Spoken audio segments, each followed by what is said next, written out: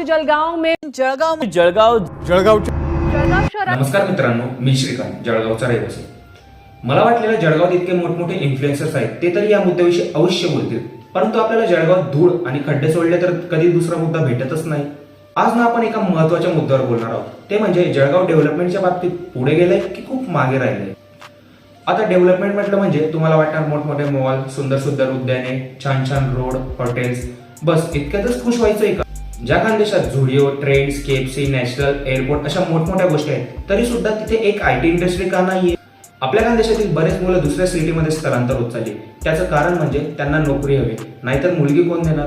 Banana city म्हणून आपण इंडियामध्ये टॉप सिटीजमध्ये येतो, जिथल्या महिला एकेकाळी राष्ट्रपती सुद्धा होऊन गेल्या, तरी आपलं जळगाव इतकं मागे का राहील? जळगावकरांनो, आता तरी उठा. तुम्हाला तुमच्या मुलामुलींना जॉबसाठी अजूनही स्वतःपासून दूर ठेवायचंय का? ना त्या मुलाची तिथे सेव्हिंग होते, ना त्याचं मन रमते, तरी त्याला तिथे राहावं लागतं. अजून मावशी म्हणते माझा मुलगा